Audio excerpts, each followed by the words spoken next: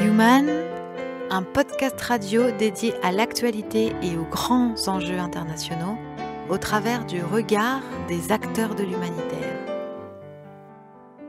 Une émission présentée par Pierre-Alain Gourion.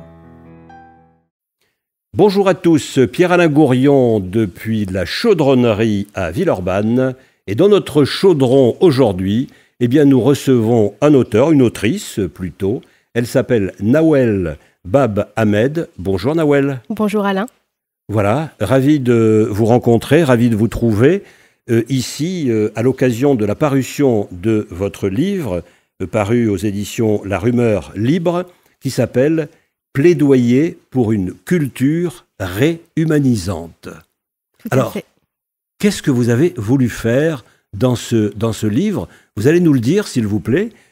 Qu'est-ce que c'est qu'une culture réhumanisante? Pourquoi? On n'est plus des humains, il faut se réhumaniser. Première question. Et puis, tout au long de notre entretien, on prendra notre temps, on va dérouler à la fois votre parcours personnel et politique. Et puis, je m'autoriserai parfois, comme il y a des inventions dans votre texte de mots, de vous poser des questions sous forme alphabétique, en quelque sorte, parce que vous inventez des mots. Et donc, je vous dirai ces mots inventés, et vous nous direz, vous répondrez de manière un peu poétique peut-être, à ces interrogations. Mais commençons par votre ouvrage, puisque c'est la raison de cet entretien, Plaidoyer pour une culture réhumanisante. Oui. Alors, pourquoi je parle de réhumanisation? Je suis partie l'élément déclencheur de ce propos s'est réactivé, du moins s'est réactivé pendant le confinement et à travers le discours de notre président de la République qui nous a asséné 7 fois de suite la notion de guerre. Nous sommes en guerre en parlant de crise sanitaire. Ça m'a interpellée, ça m'a mis en colère, puisque de tous les mots... Pourquoi cette colère ? Cette colère, parce que de tous les mots de la langue française et au travers 60 ans de politique culturelle, notre gouvernement et tout son staff n'a pas trouvé d'autres notions, d'autres imaginaires collectifs que de parler de guerre, alors qu'il y avait d'autres champs possibles, d'autres champs poétiques, d'autres champs politiques possibles, notamment du champ de l'humanitaire, par exemple. Si vous aviez été présidente de la République, on n'a pas eu encore de présidente de la République, qu'est-ce que vous auriez utilisé comme mot pour frapper les esprits? Parce que c'était ça son idée. L'idée était celle-ci, d'alerter sur une notion de risque, oui.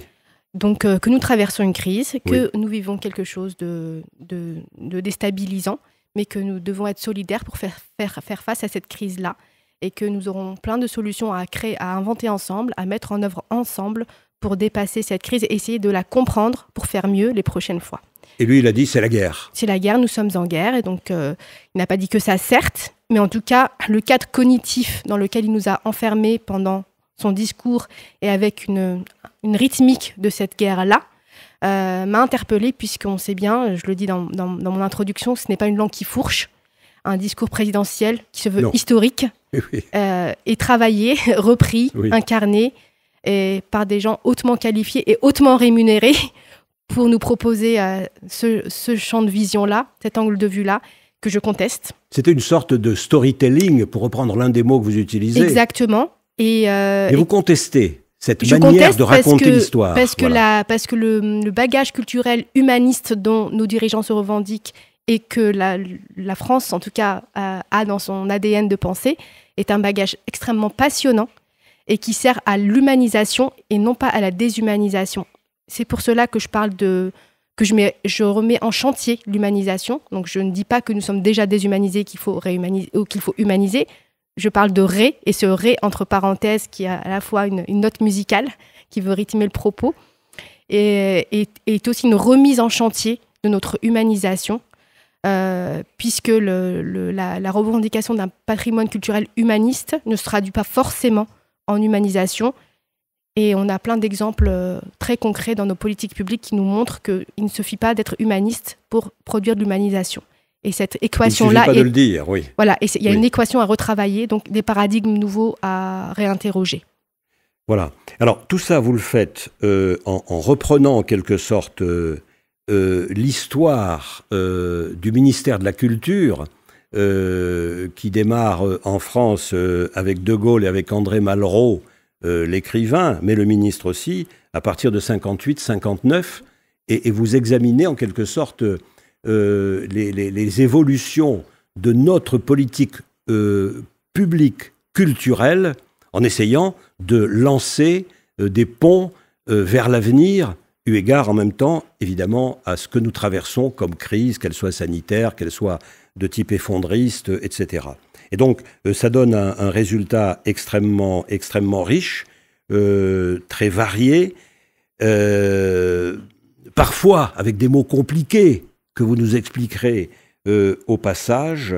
Mais avant de faire ça et avant de dérouler votre propos sur la politique culturelle, j'aimerais bien, si vous en êtes d'accord, qu'on parle de vous. Parce que cette émission, voilà, c'est aussi un portrait. Et donc, c'est intéressant de savoir d'où vient Nawel Bab Ahmed.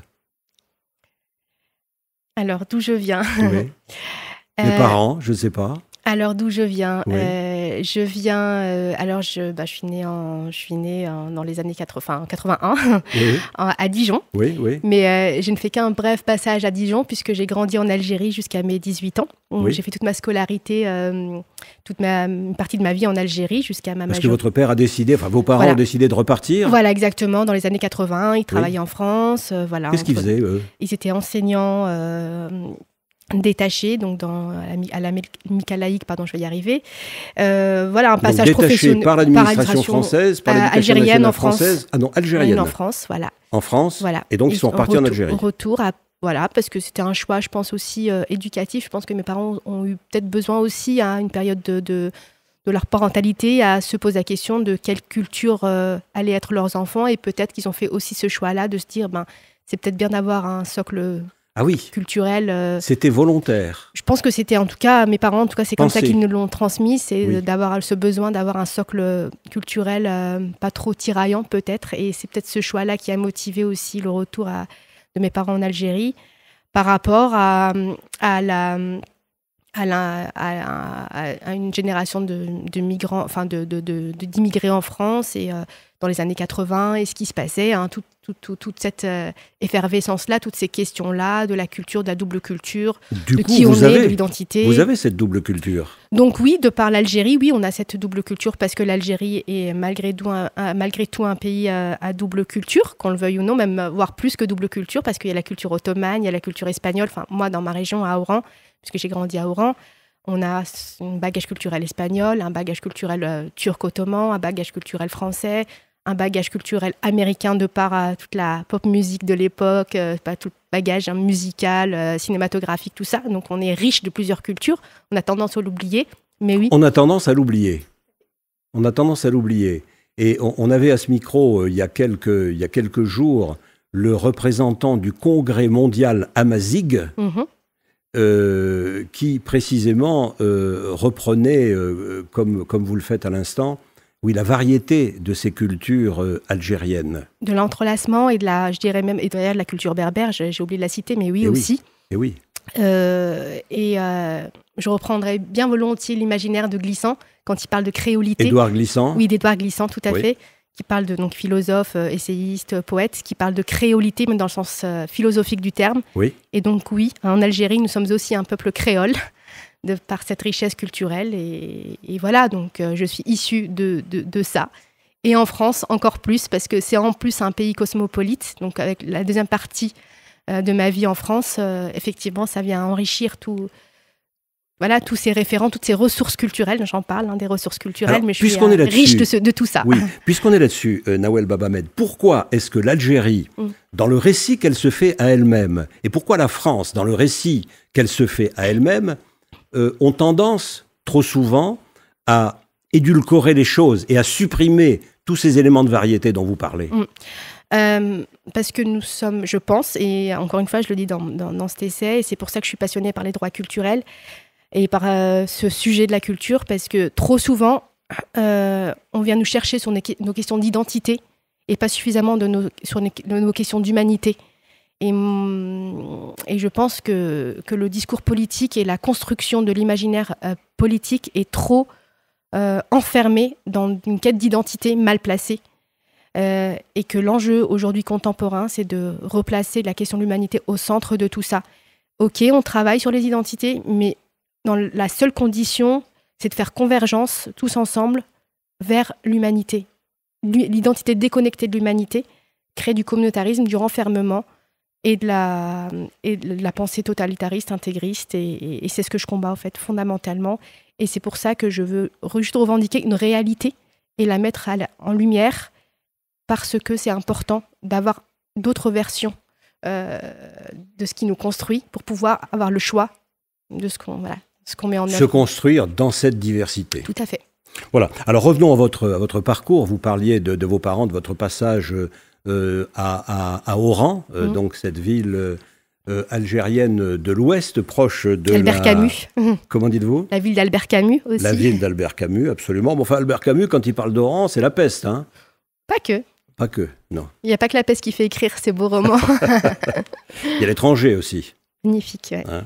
Repris d'ailleurs par des écrivains modernes, contemporains. Et je pense, en pensant à Oran, je pense inévitablement à Kamel Daoud. Tout à fait. Vous l'appréciez? Oui, beaucoup. Hein? Oui. Beaucoup. Oui. Quel bel auteur, hein? Voilà. Donc revenons à vous. Donc vous partez en Algérie, vous revenez d'Algérie en France, dans ces allers-retours constamment qui font ces traversées de beaucoup de gens qui sont entre la France et l'Algérie. Et vous revenez, donc vous venez en France à quel âge? À 18 ans. Ouais. Dans un mouvement d'exil non désiré de moi-même et de ma famille. Mais comme beaucoup de familles algériennes dans les années 90, suite à la situation algérienne. Et donc c'est la guerre civile, c'est le FIS en Algérie, oui, le Front islamique du salut, qui prend le pouvoir d'une certaine manière. Oui. Beaucoup d'attentats, beaucoup de morts, des milliers de morts. Oui. Oui, tout à fait. Et encore une fois, cette question de l'identité religieuse, cette mise à mort et à sang des concitoyens au nom d'une idéologie qui a été vécu en Europe, hein, notamment à travers le mouvement nazi, qui a pris une forme différente et des mots différents en Algérie, mais pas qu'en Algérie malheureusement. Mais voilà, pour essayer de comprendre un peu ce qui s'est passé en Algérie, c'est un peu des mouvements de pensée un peu similaires, totalitaristes. Et donc là, votre famille revient. Et oui, elle vient en France. Voilà. Elle se sauve. Voilà. Elle échappe à l'Algérie, c'est peut-être un peu dangereux aussi. Oui, c'est une question, comme tout exil forcé, c'est une question de vie ou de mort. Hein. L'exil n'est pas une partie de plaisir. Beaucoup d'écrivains, beaucoup de professeurs assassinés. Tout à fait. Donc voilà, c'est l'occasion de rappeler aussi que l'exil n'est pas une partie de plaisir quand des populations quittent leur pays d'origine pour venir dans un autre pays. Ce n'est pas pour mettre à mal le pays d'arrivée, c'est pour essayer de survivre, de vivre, de retrouver de la dignité humaine. Est-ce que subjectivement, vous vous considérez comme une exilée? Oui, complètement. Ouais. C'est important. Oui, c'est important. Oui. Parce que ça crée une trame, ça crée une structure, j'allais dire, psychologique. Vous abordez parfois ici des thèmes plus subjectifs, plus psychologiques, et là, c'en est un.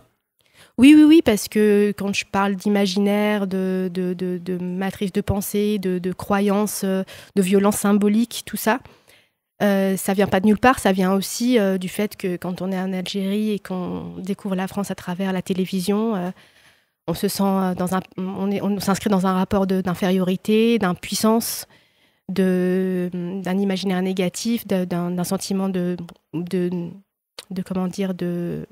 inférieur à un autre pays, à un autre peuple, et on s'inscrit dans un imaginaire d'infériorité. Voilà, ça c'est très important. Pour moi, ce que vous êtes en train de dire, c'est-à-dire que quand on va à Alger, ou à Oran, ou dans toutes les villes algériennes, on voit que les toits sont hérissés d'antennes de télévision. Et on se dit, tous ces gens regardent la télévision. Quelle télévision regardent-ils? Et vous dites, ils regardent la télévision française, et le fait de regarder, entre autres, il n'y a pas que ça, cette télévision française va générer un sentiment d'infériorité. De par un imaginaire sélectif oui. de la télévision, et oui. Quand on a accès à certaines chaînes type TF1, on n'avait pas accès à toutes les chaînes, et c'était pas les chaînes les plus... Si, il y avait comme Arte, la 5, mais bon, voilà, c'était quand même des choix... ne serait-ce qu'accès à la publicité. Est-ce que nous, Français, aujourd'hui, évidemment, vous êtes française, on a le même sentiment d'infériorité quand on regarde les productions américaines, par exemple? Cette domination culturelle. Peut-être, oui. Il y a quelque chose de similaire. Il y a quelque chose... Oui, je pense qu'il y a... Après, je ne maîtrise pas trop les constructions françaises vis-à-vis du patrimoine américain, mais peut-être qu'il y a quelque chose de ce genre-là. Mais que voilà, alors revenons à votre parcours à vous. Donc, vous faites des études. On suppose, c'est quoi que vous faites comme études ? Alors, après, j'ai passé un bac scientifique en Algérie, mais j'ai fait le choix d'un parcours en sciences humaines, où j'ai fait un master 2 en littérature histoire de l'art, et j'ai enchaîné avec un master professionnel en sociologie appliquée. Et donc, j'ai beaucoup travaillé, ce qui m'a passionné, c'est le lien entre sociologie et culture, pour travailler sur les questions de développement culturel des territoires et des individus. Donc voilà, avec un parcours professionnel qui a suivi en pilotage de projets événementiels, mais aussi en direction de structures culturelles, notamment un théâtre à Pierre-Bénite, toujours sur la métropole. J'ai toujours travaillé sur la métropole lyonnaise. Voilà, donc j'ai un parcours à la fois de professionnel de la culture, d'élu aussi, puisque j'ai aussi vécu un mandat électif à la mairie du 1er arrondissement en tant qu'adjoint délégué à la culture, et aussi en tant que collaboratrice artistique sur différents projets qui me tenaient à cœur et qui faisaient lien entre histoire, culture et construction sociale. À la maison, votre langue maternelle, en quelque sorte, c'est le français ou c'est l'arabe ? C'est le créole. Le créole, c'est-à-dire ? C'est un mélange de français, d'arabe, d'espagnol, de turc, d'anglais, d'anglicisme. Voilà. Donc, vous dites c'est un créole ? Oui, j'aime bien ce terme de créole, et donc oui, c'est une forme de créole, mais plus du côté maghrébin que du côté martiniquais ou Côte des Îles. Voilà, ça mériterait peut-être d'être développé, peut-être un prochain essai sur la langue créole, parce qu'il y a beaucoup d'humour aussi utilisé, mais il faut être bilingue pour faire ça, ce qui n'est pas mon cas. Il y a beaucoup d'humour entre les mots arabes et les mots français. Tout à fait. Mais qu'on ne peut comprendre que si on connaît les deux langues, ce qui n'est pas le cas de tout le monde. Oui. Voilà. Écoutez, vous savez pas, vous êtes un homme de Cro-Magnon ou une femme de Cro-Magnon, et je vous ai demandé des titres et vous m'avez proposé Zazie, je suis un homme. Tout à fait. Voilà, et on va l'écouter. Ça va nous faire une petite pause.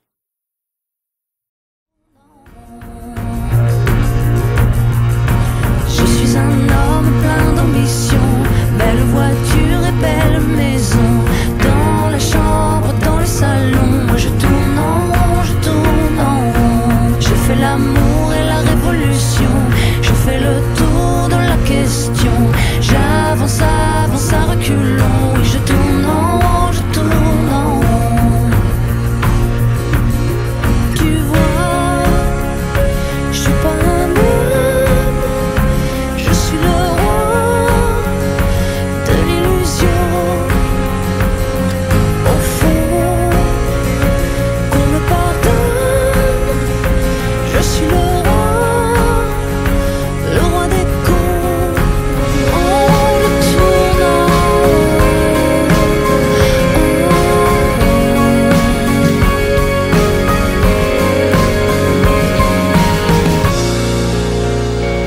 Et voilà, nous sommes avec Nawel Babamed à propos de son livre « Plaidoyer pour une culture réhumanisante ». Je ne l'ai pas dit tout à l'heure, il y a une préface également de Cédric Van Stevendal, qui se trouve être à la fois le maire de Villeurbanne et le vice-président de la métropole de Lyon chargé des questions culturelles. Donc là, on est au cœur justement de votre propos. On est dans ce lien entre qu'est-ce qu'une politique culturelle, qu'est-ce que l'État ou qu'est-ce que les structures politiques internationales peuvent faire avec la culture. Vous abordez par exemple le thème des ODD, on en reparlera tout à l'heure, en termes d'objectifs de développement durable. Donc ce lien entre les politiques culturelles nationales ou internationales et les pratiques. Et ces pratiques, elles sont soit politiques, soit professionnelles. Voilà, et c'est là que votre ouvrage est intéressant, parce que à la fois il nous amène à réfléchir, mais pas à réfléchir, j'allais dire, dans un bocal entre beaux esprits humanisants ou humanistes qui vont se faire plaisir à échanger entre eux. Non, dans la réalité et dans le rapport à la politique et dans le rapport aux plus démunis culturellement et économiquement d'entre nous. Et c'est ce lien, ce lieu que vous occupez, et que vous occupez avec ambition, parce que votre ambition est grande. Elle consiste à redéfinir ce qui va être notre culture dans les années et dans les décades à venir. C'est pas rien. Vous êtes courageuse. Oui, un petit grain de folie, des fois, ça fait du bien. Un peu de grain de folie, peut-être, oui. Oui. Oui, alors effectivement, je disais en préambule que c'était un propos, au démarrage, un propos de colère. Mais comme toute colère, si elle n'est pas constructive et créative, elle ne sert à rien, si ce n'est à encore affaiblir notre situation. Et donc, je me suis posé la question de quoi proposer en face d'un paradigme de pensée qui me convenait plus du tout. Alors je le décris en préambule, mais je passe très rapidement dans ce propos-là parce qu'il y a plein d'ouvrages extrêmement intéressants et des actes de colloques aussi qui posent un état des lieux.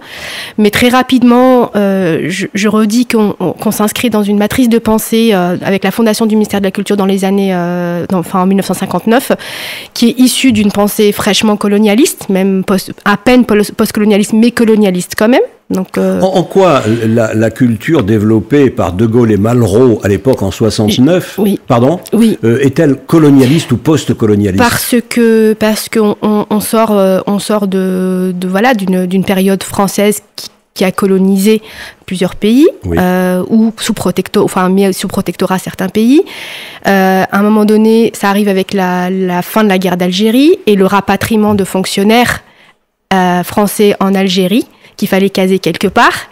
Et si on regarde un peu l'histoire, ces fonctionnaires-là ont été entre autres casés dans le ministère de la Culture. Donc c'est des fonctionnaires dédiés à des paradigmes de pensée qui devaient instaurer l'Algérie française en Algérie.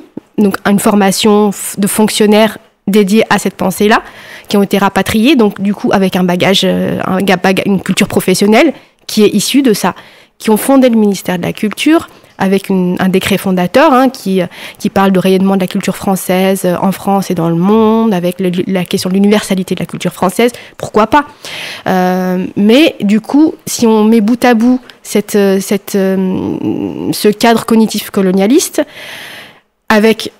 qui est issu lui aussi d'une pensée d'une mission civilisatrice, parce que si on colonise, c'est qu'on estime qu'on va aller civiliser d'autres peuples qui sont moins civilisés. C'est en tout cas le justificatif que l'on donne.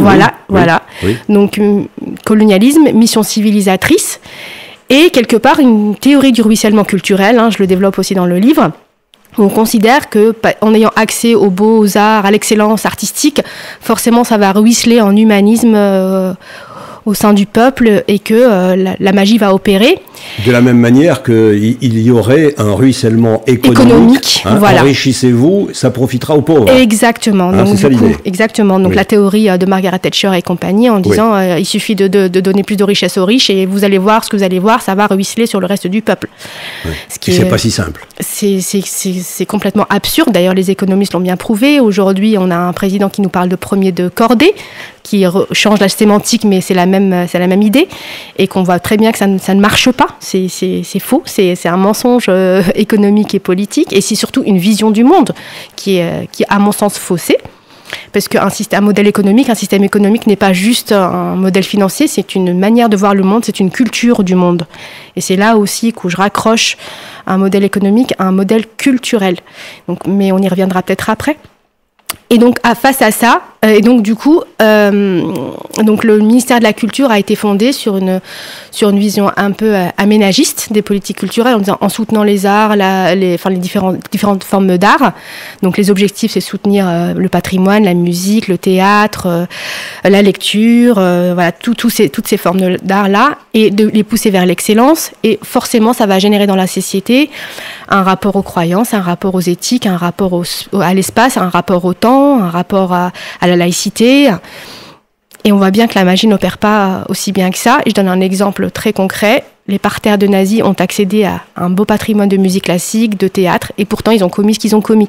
Il ne suffit pas d'accéder aux beaux-arts pour s'humaniser. Donc c'est qu'il y a un profond bug dans la matrice, et que certes il y a l'enseignement artistique et culturel, certes il y a une prise de conscience, il y a eu des évolutions dans ce processus culturel-là. On est passé par la démocratisation de la culture, par la démocratie culturelle, par plein de concepts. il y a toujours un problème de fond et on a doublé, voire triplé, voire quadruplé les budgets de la culture et pour autant, tous les bilans nous montrent que c'est pas par la quantité que les choses changent, c'est par la qualité et peut-être qu'il faut réinterroger la qualité. Et c'est là où je me base sur des travaux de type Sophie Marinopoulos qui parle de malnutrition culturelle, qui parle de santé culturelle, qui parle d'éveil culturel et qui va mettre le doigt sur certains aspects de nos politiques culturelles qui ne marchent pas si bien que ça. Alors, c'est là que je m'autorise de vous dire ce que j'allais faire. C'est-à-dire vous balancez des mots au hasard, des mots que vous utilisez. Oui. Je vais vous laisser terminer, rassurez-vous, votre propos, mais je me méfie de vous parce que je sais que vous avez une capacité de parole très importante et qu'on risque de partir dans des tunnels comme ça interminables. Mais non, on n'a que 55 minutes, vous allez voir, ça va passer très vite. Donc, par exemple, je dis, je reprends vos mots, métabolisation culturelle, page 54. Alors, métaboliser, tout à fait. Alors, métaboliser, ça vient peut-être d'où? Ça vient du fait qu'on a considéré, en pleine crise sanitaire, qu'on peut confiner la culture. Après 60 ans de politique culturelle où on a dit que la culture, c'est le levier pour sortir des crises, c'est le levier pour créer de la résilience individuelle et collective, et là, pouf, on confine. Alors que c'est l'endroit, le lieu, l'espace, le temps pour métaboliser tout ce qu'on a appris pendant des années, tout ce qu'on apprend au quotidien. C'est-à-dire ingérer et transformer ce qu'on reçoit en nutriments dans notre système cognitif. Et donc, du coup, ça pose la question, est-ce qu'on fabrique une culture à avoir ou une culture à être? Donc voilà, c'est une question que je pose. Et comment on fabrique une culture à être, et encore plus en temps de crise? Voilà. J'essaie d'être la plus brève possible parce que je suis un peu pipelette parfois, mais en tout cas c'est l'idée. Donc métaboliser. Alors du coup, effectivement, je me sers d'un jargon un peu alimentaire, oui. De malnutrition, de nutrition, oui. De diversité alimentaire, de diversité culturelle, oui. Diversification culturelle, carnet de santé culturelle, diversité façon tapas. Là, je reprends des mots qui viennent sous votre plume et qui sont jouissifs parce que vous avez ce goût pour le langage aussi, c'est important. Je parle de synergie alimentaire plutôt que des tapas en disant que l'alimentation, c'est aussi comprendre les synergies alimentaires qui permet de produire des effets leviers entre différents nutriments et appliquer à la culture, aux ressources culturelles, c'est aussi intéressant de le penser comme ça. Peut-être que ça peut ouvrir des chakras pour penser autrement les politiques culturelles. Voilà. Ouvrir des chakras, algorithmisation. Alors, algorithmisation... pareil, quand on s'est fait confiner, on a parlé d'essentiel et de non essentiel. Donc dans l'espace réel, on a confiné les essentiels, mais dans l'espace virtuel, on a pu acheter tout et n'importe quoi, de l'essentiel, du non essentiel, du futile. Et nos choix étaient quand même confiés à des algorithmes. C'est-à-dire que les réseaux sociaux s'intéressaient à nous et venaient nous proposer des produits. Complètement. Et on y allait. Et on y allait parce qu'il fallait s'occuper, parce qu'on n'a pas clairement défini qu'est-ce qui est essentiel, qu'est-ce qui est non essentiel. Est-ce qu'on a mis en débat la question de l'essentiel réellement et comment on met en débat dans l'espace numérique, dans la République numérique, ce débat de l'essentiel, du non essentiel et nos modes de consommation et qui définit nos algorithmes de pensée pour aller choisir des produits à acheter dans l'espace virtuel. Je continue notre jeu alphabétique, ensauvagement. Oui, ensauvagement. Alors, ensauvagement... Qui est ensauvagé? Qui utilise ce mot? Le mot a été utilisé par nos politiques. Alors, je ne me rappelle plus précisément, mais je crois que je l'ai dû le citer dans le livre. Je ne me rappelle plus, mais en tout cas, il y a un de nos ministres qui a parlé d'ensauvagement, de ces populations qui sont sauvages, notamment dans les quartiers populaires. Et je conteste la sémantique de ce mot-là en disant qu'il y a deux mots qui peuvent signifier la même chose, ensauvagement et déshumanisation. Et en fonction du mot qu'on choisit, on n'a pas les mêmes solutions politiques derrière. Parce que quand on déshumanise, on se pose la question de comment on déshumanise, pourquoi on déshumanise, qui déshumanise et comment on peut en sortir. Alors que quand on parle d'ensauvagement, on renvoie à un état limite génétique et on bestialise des êtres humains. Et on ne prend pas en compte la dimension collective, la responsabilité collective et l'interdépendance de ce qui se passe dans la société. Et c'est là que vous dites le nazisme n'est pas loin. Pour moi, oui. Voilà, alors nous sommes entre le moi, votre itinéraire personnel, et le nous, que faire de notre vivre ensemble. Et vous nous avez proposé un second titre musical, c'est HK et les Saltimbanques. Et le titre, c'est justement ça. C'est la fin du mois. Bon, je ne sais pas si c'est un bon ou un mauvais jeu de mots. La fin du mois et le début du nous. Ça parle de la condition sociale, la fin du mois, c'est un jeu de mots, j'adore les jeux de mots. Oui, ça j'ai vu, il y en a plein dans votre livre. Dans ce grand jeu du mois, tous les 5 ans on engage l'élu providentiel tombé du ciel. La fin du mois, enfin, le début de nous. Nous voulons changer tout ça, changer tout. La fin du mois, enfin, le début du nous. Nous allons changer tout ça, changer tout.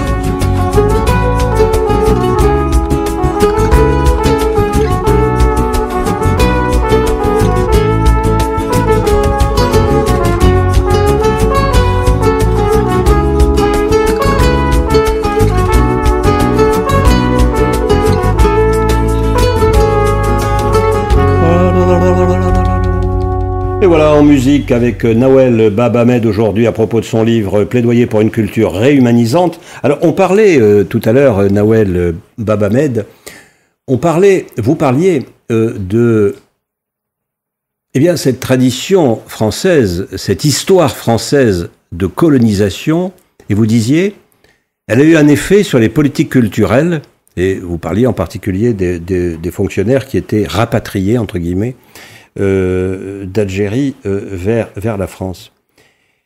Mais la politique, elle est forcément liée à la culture. La culture est forcément liée à la politique. Comment est-ce qu'un pays qui a eu, alors je ne sais pas s'il faut dire une épopée coloniale ou une histoire coloniale aussi intense que la France, pendant combien de siècles? Et je reste en France pour l'instant. On pourrait aborder 36 civilisations du même type. Pourrait-elle échapper au fait que ce colonialisme fait partie de son univers culturel? On ne peut pas du jour au lendemain décider que ça n'a pas existé. Oui, tout à fait. On peut pas effacer ce qui nous semble pas forcément, en adéquation avec les valeurs qu'on prône de par la République, liberté, égalité, fraternité. C'est compliqué d'effacer un bagage, en tout cas des algorithmes de pensée. D'ailleurs, on revient aux questions d'algorithmes. Par contre, les conscientiser, les reconnaître, les conscientiser, et proposer des transitions pour en sortir, là, c'est un devoir politique pour le coup. Est-ce que c'est en train d'être fait? Alors oui, c'est en train d'être fait. Et évidemment, ce que je dis, j'invente rien. C'est des mouvements de pensée qui existent dans la société. Il y a une majorité de gens, que ce soit à l'échelle institutionnelle de l'État, des collectivités, les citoyens, les professionnels de la culture, et pas que les artistes d'ailleurs, parce qu'il y a un glissement sémantique qui réduit la culture aux artistes. Or, la culture, c'est un champ bien plus vaste, de l'ordre de la sociologie, de l'anthropologie, des modes de pensée, de comportement. Donc c'est vachement plus vaste que le monde artistique. Et donc oui, il y a une majorité, pour moi je pense vraiment en termes de majorité de citoyens, quelle que soit leur casquette, qui convergent vers cette nécessité-là. Mais peut-être pas suffisamment un portage politique à haute échelle, macro, structuré, systémique, qui peut organiser les choses et traduire ça en force majoritaire et en force de frappe, et que ça soit plus à la marge des systèmes de décision, mais au sein des systèmes de décision. Du coup, de quelle manière concrète, parce que vous avez été aussi aux manettes dans un politique, d'avoir à gérer un budget culturel pour un département, un arrondissement d'une grande ville, c'était Lyon, c'était dans le premier arrondissement il y a quelques années. Oui. Comment passer de ces idées que vous exprimez à la réalité concrète? Oui, alors il se trouve que quand j'étais en mandat politique, mon discours était un peu minoritaire dans tout ça, donc c'était un peu compliqué de défendre certaines manières de faire dans un système organisé différemment. Mais par contre... oui, parce qu'on arrive... Par exemple, oui. Et il y a un système qui est en place. Oui, bien sûr. Un exemple très concret. Alors, je vais passer par un exemple très concret. Donc, j'étais aussi coprésidente d'un conseil de quartier, et j'avais fait le choix de créer une commission culture au sein des conseils de quartier, qui était jusque-là organisée plus sur des thématiques un peu classiques, voirie, propreté, sécurité, insécurité, voilà. Donc j'ai fait le choix de travailler sur une commission culture où j'ai impliqué un collectif de citoyens qui étaient intéressés par la thématique pour se poser la question qu'est-ce qui fait culture sur un territoire en dehors du pur événement artistique ou de lieu artistique. Et donc on organisait des parcours culturels au sens large, pour essayer d'explorer ce qui faisait culture, ce qui donnait du lien entre l'histoire, voire la préhistoire, au monde contemporain. Et ça marchait, il y avait du monde. Et ça marchait. Je donne un exemple, une belle petite anecdote qui m'est tout jusqu'à présent, c'est qu'on a fait un parcours sur il y avait une demande des habitants sur le parcours des créateurs de bijoux. Et donc, de fil en aiguille, avec le fait d'avoir une mission archéologique sur le premier arrondissement, j'avais fait le choix de faire le lien avec une historienne spécialisée dans la parure paléolithique, donc les bijoux paléolithiques. Et donc, on a fait le lien entre histoire, la manière de se parer dans l'histoire de l'humanité, jusqu'aux créateurs de bijoux aujourd'hui. Et est venue de la part des personnes âgées, les plus âgées, de groupes d'habitants, l'idée d'aller visiter les laboratoires de tatoueurs et de tatoueuses, en faisant le lien entre alors ce qui était vu comme quelque chose de négatif, de proliférant dans le quartier, on comprend pas cette manière de s'abîmer le corps, à l'idée c'est une manière de se parer, de dessiner quelque chose, de raconter quelque chose sur son corps, et ça nous intéresse. Et ça a fait culture. Du coup, c'était aussi une manière de lier les jeunes et les vieux. Aussi. Donc, il y avait différentes dimensions, mais en tout cas, d'inscrire une pratique artistique à l'instant T dans un parcours de pensée, dans une histoire des pensées, une histoire des idées, et de sortir des stigmatisations et des regards jugeants pour donner un sens historique et sociétal à certaines pratiques. Et voilà, j'en garde un beau souvenir de ce cheminement-là. On continue mon petit jeu ? Oui. Fakeisation de la culture. Fakisation, je ne sais pas comment vous voulez prononcer. Fake, oui, de fake. Puisqu'on est dans les anglicismes, allons jusqu'au bout de l'accent. Oui, alors donc fakeisation ou fakisation de la culture. Alors, fakeisation de la culture, je fais le lien avec quelque chose de reconnu dans l'histoire. C'est la fabrique du doute. Le doute qui est une vertu positive dans la pensée scientifique, dans la culture scientifique, a été transformé comme... le doute qui est une vertu à la base dans la pensée scientifique a été instrumentalisé par des industriels, par des lobbies, notamment en lien avec l'histoire de l'industrie du tabac.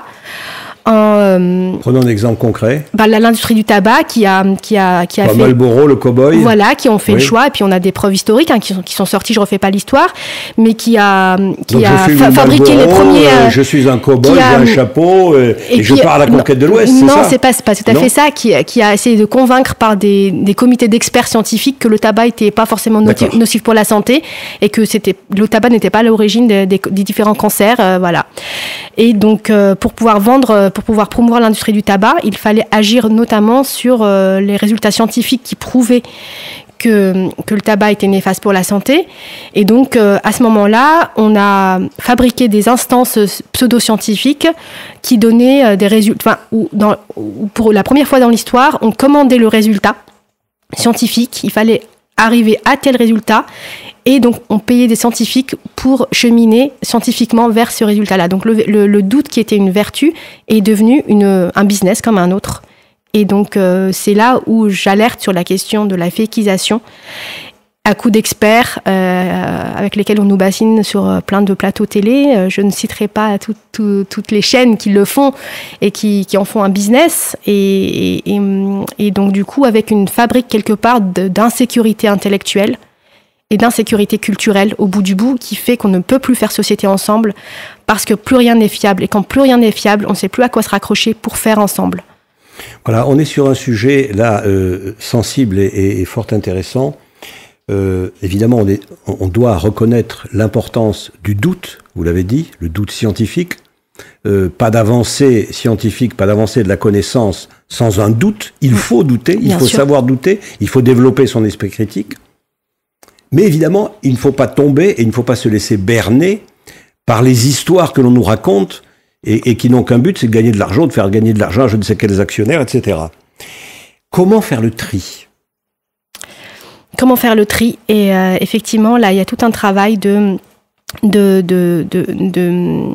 d'incitation à l'esprit critique, à aider à fabriquer des esprits qui sont capables de faire jouer l'esprit critique dans un système d'enseignement où il y a un truc encore un peu trop descendant des sachants et des élèves à qui il faut injecter des savoirs, un mode peut-être de savoir et d'éducation d'instruction qui soit basé sur d'autres rapports que le rapport descendant, et peut-être plus un peu remettre un peu de philosophie dans nos enseignements, un peu plus de maïeutique, comme dirait voilà, comme on dirait dans le jargon philosophique. On est mal barré, non ? On est mal barré parce qu'on enseigne très peu la philosophie, encore moins aux jeunes enfants.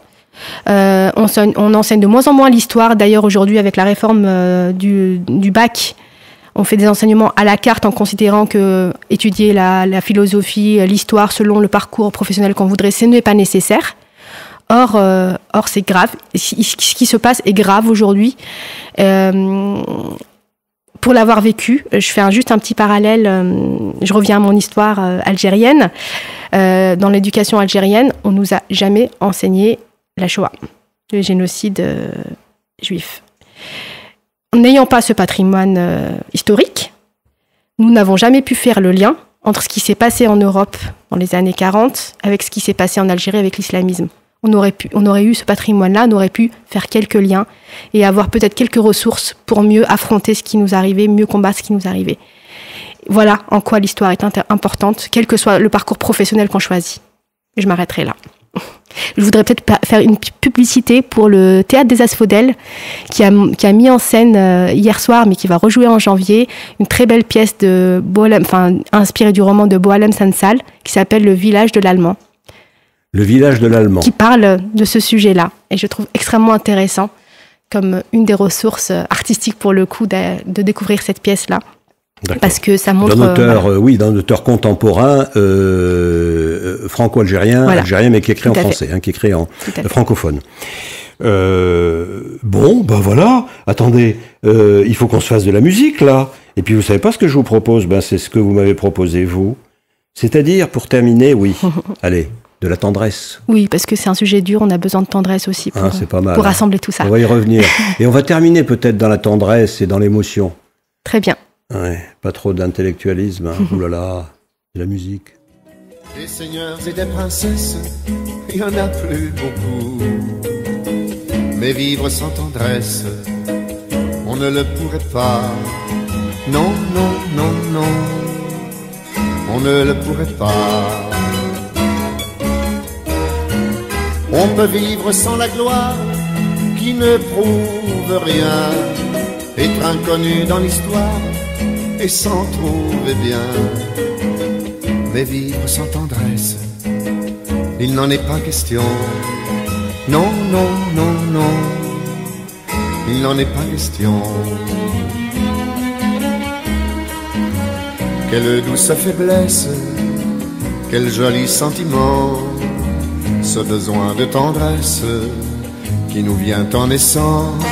Vraiment, vraiment, vraiment, jusqu'à la fin des jours. Et voilà, Bourvil, la tendresse, bon, c'est bien aussi. Parce que c'est beau aussi la culture française. Comment ? Qu'elle est belle la culture française. Elle est riche, elle est variée. Tout à fait. Toutes les cultures, non ? Toutes les cultures, mais... sont riches et variées. La langue est riche et variée. Comment bien s'en servir ? Tout à fait. Peut-on être un politique et aller dans l'émotion sans manipuler ? Ah, c'est un sujet. Parce que vous savez, on est dans cette émission Human, qui est autour de, vous le savez, autour de l'humanitaire et de l'écologie, pardon. Je vous pose une question et puis je réponds à votre place, ça va pas du tout. C'est les mauvais intervieweurs qui font ça. Et quelque part, on est un peu dégoûté par le fait que les organisations non gouvernementales elles-mêmes sont obligées de faire appel à l'émotion, vous savez, cet enfant mort au bord de l'eau, pour attirer des fonds, pour attirer des investissements, parce que ça leur permet d'être indépendants par rapport au financement public. Et en même temps, ce recours à l'émotion est complètement putassier. Alors, tout dépend comment on utilise l'émotion. Oui. Il y a tout un beau bagage intellectuel des neurosciences qui travaille sur les questions des émotions et qui résume ainsi la chose. Un processus émotionnel est un processus décisionnel et ensuite un processus comportemental. Les neurosciences, enfin moi je mets le doigt sur ce bagage-là parce que je trouve qu'il n'est pas suffisamment utilisé à des endroits où il devrait être utilisé, notamment dans le travail artistique et culturel.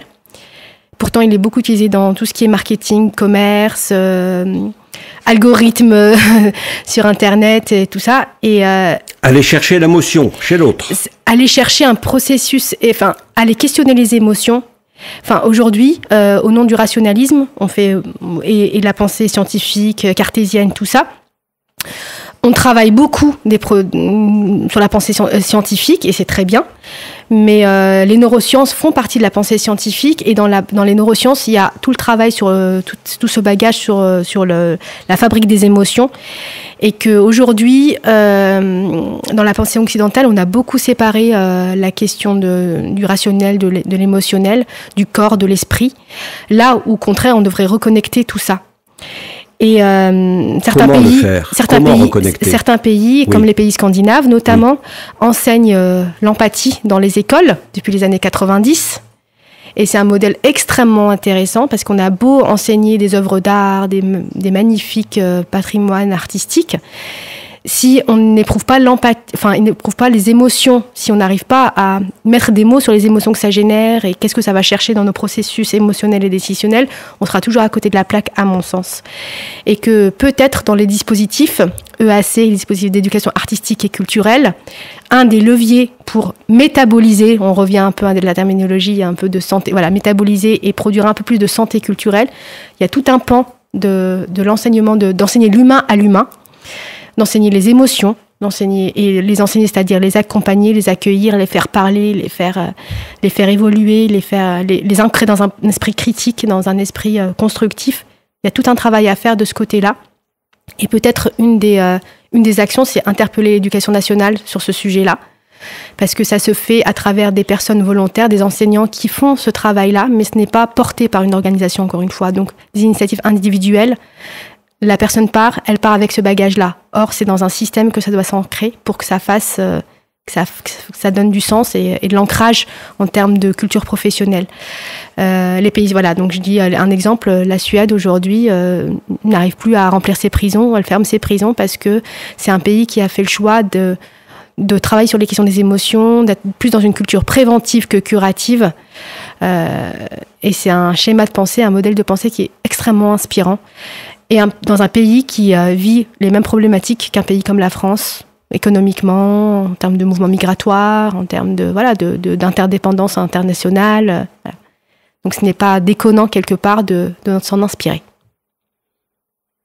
Bon, nous voilà en train d'arriver au terme de notre entretien. Alors, votre travail courageux, encore une fois, bien écrit, ambitieux, un peu jargonnant parfois. Il faut bien que je vous balance quelques critiques aussi. Hein. Bien sûr, j'accueille. Vous voulez des mots jargonnants ? Je vous en donne. Oh là là, j'en ai trouvé plein. Il y en a plein, mais bon, après, c'est à mettre en débat parce que c'est plus des mots qui souhaitent être interpellants. Écrantisation, Facebookisation. C'est bien les néologismes, il faut créer des fois dans la vie. Politisation, transversalité, holistique. Ça veut dire holistique. C'est le tout, un système, un tout système.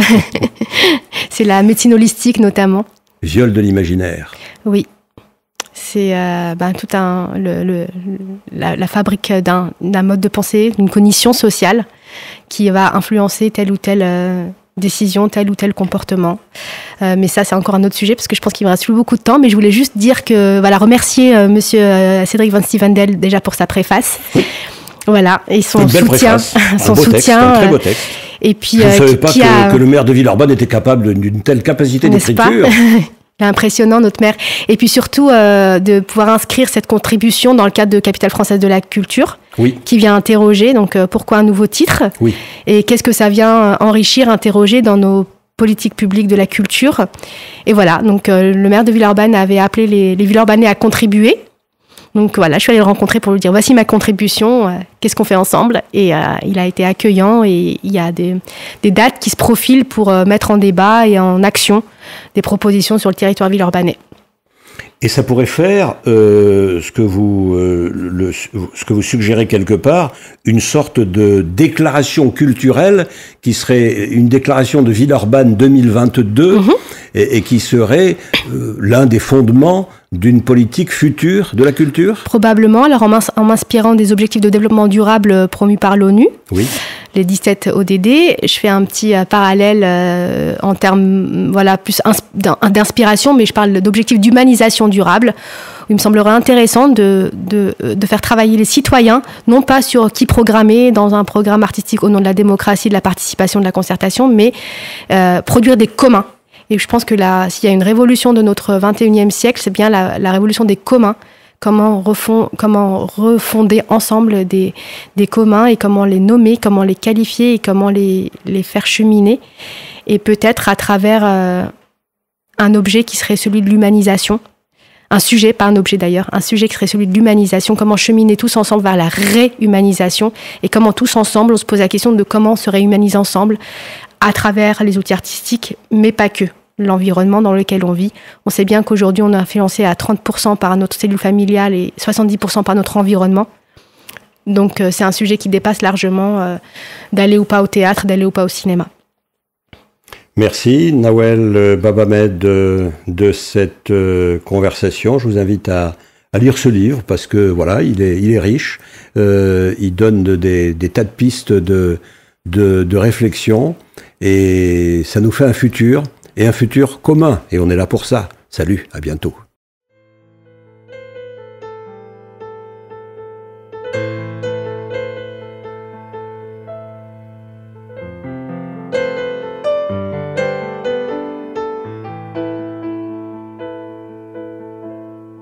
Human, un podcast radio dédié à l'actualité et aux grands enjeux internationaux au travers du regard des acteurs de l'humanitaire. Une émission présentée par Pierre-Alain Gourion.